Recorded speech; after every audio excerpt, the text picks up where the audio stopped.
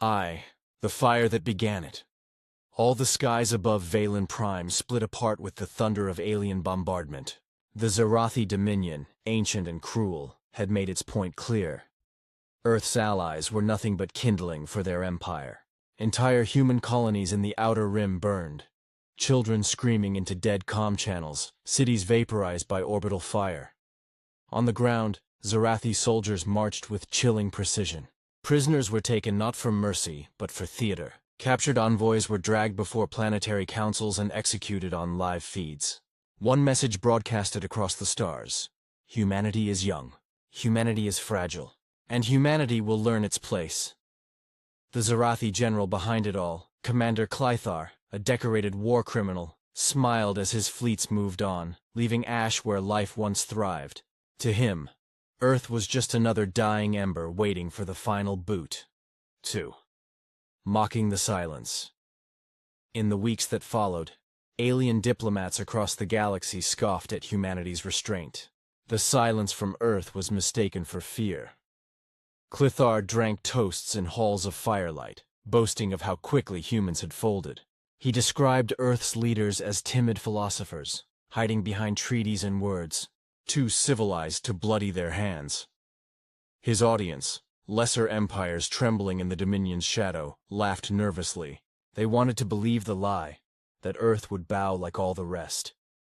But in hidden rooms, whispers began. Why were humans so quiet? Where were their fleets? Why did no Earthborn ambassador respond to Dominion taunts? The galaxy mistook patience for weakness. That mistake would end civilizations. 3. The silence shatters. It began without warning. Across border sectors, Dominion ships went dark. Entire battle groups vanished mid-patrol. Dreadnoughts, fortresses of iron that had ruled space for centuries, were found drifting, their crews gone, their hulls marked with one phrase burned into the steel: Earth remembers. Then came the transmissions. Cold, deliberate human voices cut through every frequency. You thought silence meant surrender. You thought restraint meant fear. Now you will learn what it means to provoke Earth. When the first human fleets emerged, suns themselves dimmed. Colossal carriers, black as the void, moved in perfect formations. Their dreadnoughts carried scars of old wars but bristled with weapons unseen before. Entire sectors quaked as Earth's war machine unfolded itself, long hidden, now unleashed. 4. Retribution descends. The galaxy had never seen such a storm.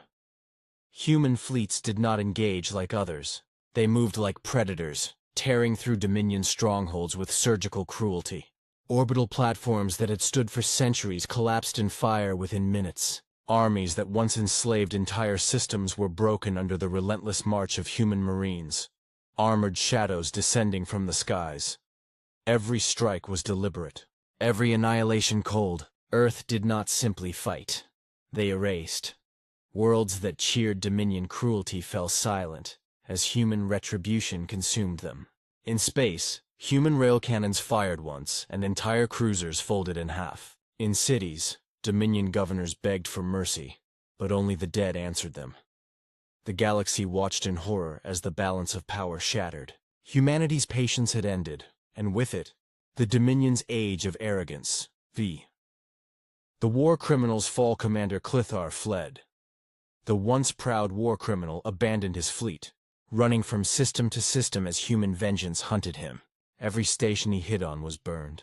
Every ally who sheltered him was silenced. His name became a curse, his image a target painted on every Dominion wall.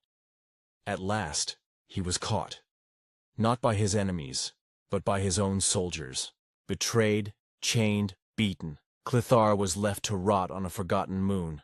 The galaxy expected Earth to finish the job with fire, but instead, a single human arrived. 6. The human's choice: she was no general, no admiral, no emperor cloaked in power. She was a soldier, scarred, tired, carrying the weight of every colony Clythar had destroyed. Her name was Captain Mara Vey, descendant of one of the families he had annihilated. Clythar looked at her through bloodied eyes and spat. You came to kill me. Her silence cut deeper than any blade. Instead of execution, she offered him water. She cleaned his wounds. She unshackled him. Confusion replaced arrogance. This was the man who had murdered her kin, and she, of all people, chose mercy. But it was no kindness. 7.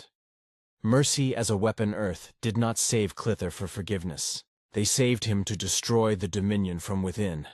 Paraded across the stars, the once mighty warlord was shown broken, living, humiliated.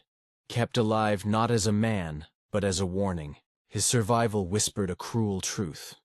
Humanity did not need to kill to annihilate. They could unmake empires with psychology as easily as with weapons. Allies defected. Dominion generals abandoned campaigns, unwilling to fight for a leader Earth held in chains. The Dominion fractured, not by fire, but by the sight of their invincible war criminal living under human watch.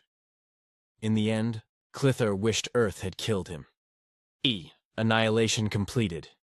With their empire shattered, Dominion strongholds burned one by one. Human fleets left nothing behind but silence. Cities were glassed. Armies surrendered before the first shot was fired. The galaxy learned a lesson carved into history itself. Mercy from Earth was more terrifying than their wrath, and as the war ended, Earth vanished back into silence. Their fleets withdrew into shadow. No speeches, no boasting, only the smoking ruins of those who had dared provoke them. The whispered fear across the galaxy. Survivors whispered a single truth: never provoke Earth again. They remembered the silence before the storm, the fleets that blotted out suns, the vengeance that ended an empire. But above all, they remembered the war criminal who lived, not out of kindness, but as a monument to human cruelty wearing the mask of mercy. The galaxy learned too late. Humanity's patience was vast, but their vengeance was infinite.